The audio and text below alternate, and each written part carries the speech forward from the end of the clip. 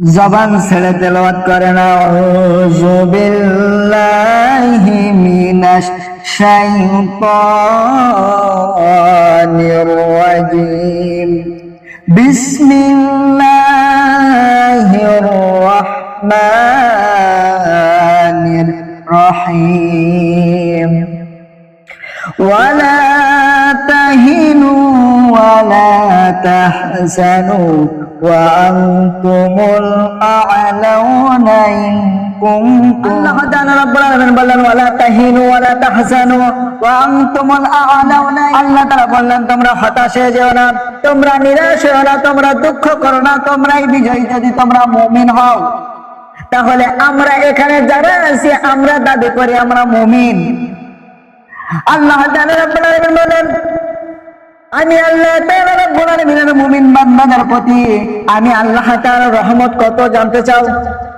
আল্লাহ তাআলা আল্লাহর নবী সাল্লাল্লাহু আলাইহি ওয়াসাল্লাম নিজে জানিয়েছে যে আল্লাহ তাআলার মুমিন বান্দাদের প্রতি আল্লাহ তাআলার রহমত কেমন। বিশ্ব নবী সাল্লাল্লাহু আলাইহি ওয়াসাল্লাম বলেন দাজ্জাল বের হওয়ার পরে 40 দিন এই পৃথিবীর জমিনে অবস্থান করার পরে হযরত ঈসা আলাইহিস সালাম দেখতে হবে পুরা ইবনে মাসউদের মতো। হযরত ঈসা আলাইহিস সালাম তিনি দাজ্জালকে খুঁজতে থাকবেন এবং দাজ্জালকে হত্যা করে ফেলবেন, মেরে ফেলবেন। হযরত ঈসা আলাইহিস সালাম 7 বছর জমিনে অবস্থান করবেন। ঈসা সাল্লামের জামানায় দুইজন মানুষের সাথে একসাথে যাবে, ওই দুইজন মানুষের সাথে কোনো শত্রুতা থাকবে না। আর এখন আমাদের মাঝে কিছু মানুষ আমরা এক জায়গায় হই কিন্তু ওই মানুষটা ওই মানুষের ভালো চাই। একজন মানুষ 5 লাখ টাকা দিয়ে ব্যবসা করে আর দুইজন মানুষ 5 লাখ টাকা দিয়ে ব্যবসা করে। একজন তার পাশে, একজনের ব্যবসা খুব ভালো যায় আরেকজনের ব্যবসা একটু লস যায়। যার ব্যবসা একটু লস যায় ও একটু ওর দিকে হিংসা করে যে ওর ব্যবসাটা কিভাবে খারাপ করা যায়। ও ভাইরা আমার, বন্ধুরা আমার, এই সমাজে একটা মানুষ যদি উপরের দিকে উঠতে চায় আমাদের সমাজের মানুষটা চায় যে ওই মানুষটাকে কিভাবে নিচে নামানো যায়। যে কথা বলছিলাম বিশ্ব নবী সাল্লাল্লাহু আলাইহি ওয়াসাল্লাম বললেন ও আমার সাহাবীরা হযরত ঈসা আলাইহিস সালামের জামানায় কোন দুইজন মানুষ একসাথে যাবে কিন্তু ওই দুইজন মানুষের ভিতরে কোনো শত্রুতা থাকবে না। ও বাংলাদেশের মুসলমানেরা, 18 কোটি মুসলমান, আল্লাহ তাআলার ইসলাম যদি এই বাংলার জমিনে, আল্লাহর দ্বীন যদি এই বাংলার জমিনে কায়েম করা যায়, আল্লাহর দ্বীন যদি ইনসাফের প্রতীক যদি এই পৃথিবীর জমিনে প্রতিষ্ঠিত করা যায়, তাহলে আল্লাহ আমাদের প্রকৃত শান্তি হবে দিলে। কারণ আল্লাহ তাআলা কোরআনুল কারীমে বললেন ইন্নাদ দীনা ইনদাল্লাহিল ইসলাম, আমার কাছে একমাত্র মনোনীত ধর্ম হচ্ছে ইসলাম। এই জন্য আমরা মুসলমান দাবি করি, আমরা মুমিন দাবি করি। ভাইয়েরা আমার, বন্ধুরা আমার, আমরা মুমিন দাবি করি, আমরা ঈমানদার দাবি করি। এই জন্য আমাদের ঈমানি দায়িত্ব আল্লাহর কোরআনকে আমরা সংসদ পর্যন্ত নিয়ে যাব। তাহলে আমাদের আল্লাহ তাআলা আল্লাহর নবী সাল্লাল্লাহু আলাইহি ওয়াসাল্লাম তিনি 10 বছর কোরআন দিয়ে রাজত্ব করেছে। বাংলাদেশে আমরা 26 সালে কোরআনের বিজয় দেখতে চাই ইনশাআল্লাহ। আল্লাহ তাআলা রাব্বুল আলামিন যখন দুই বান্দার ভিতরে কোনো হিংসা থাকবে না, কোন শত্রুতা থাকবে না, আল্লাহ তাআলা বললেন এমন মুহূর্তে আমি আল্লাহ তাআলা রাব্বুল আলামিন আকাশ থেকে আল্লাহ তাআলা রাব্বুল আলামিন উত্তর দিক থেকে একটা ঠান্ডা হাওয়া, একটা ঠান্ডা বাতাস আল্লাহ তাআলা প্রবাহিত করবেন পৃথিবীতে।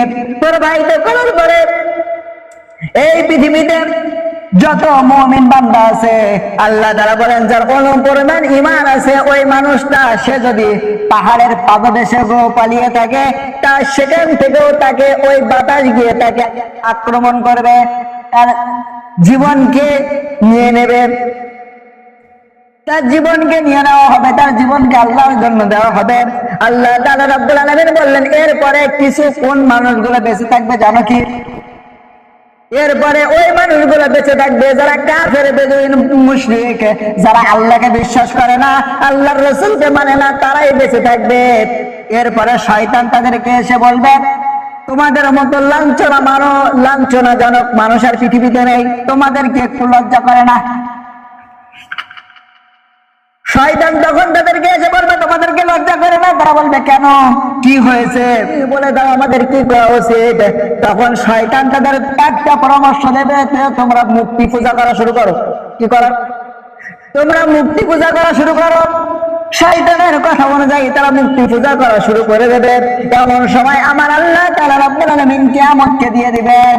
তারা মূর্তি পূজা করে শুরু করে তাদেরকে বিলাস বহল বাড়ি গাড়ি সবকিছু থাকবে। তখন আমার আল্লাহ তাআলা রব্বুল আলামিন কিয়ামতকে অনুষ্ঠানিত করবেন। আলাইহি ওয়াসাল্লাম সাহাবীদেরকে বললেন, ও আমার সাহাবীরা, তোমরা কি জানো কিয়ামত কি হবে? কিয়ামত কেমন ভাবে আসবে? সাহাবীরা বললেন, আল্লাহু ওয়া রাসূলুহু আলাম, আল্লাহ এবং আল্লাহর রাসূল ভালো জানেন। আল্লাহর নবী বললেন, ও আমার সাহাবীরা শোনো, আমার সাহাবীরা শোনো, কিয়ামত অনুষ্ঠিত হবে এমন একটা অবস্থায় দুইজন ব্যক্তি কাপড় মেলে ধরবে। সেই কাপড়টা তারা কাটার সময় পাবে না, ভাঁজ করে রাখার সময় পাবে না। এমন সময় কিয়ামত শুরু হয়ে যাবে।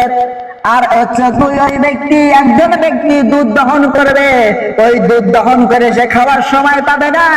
ওই লোকটা কাপড়গুলো ভাঁজ করার সময় পাবে না। ওই লোকটা দুধ দহন করে খাবার সময় পাবে না। এমন সময় আমার আল্লাহ তাআলা রব্বুল আলামিন কিয়ামত কায়েম করে দিবেন।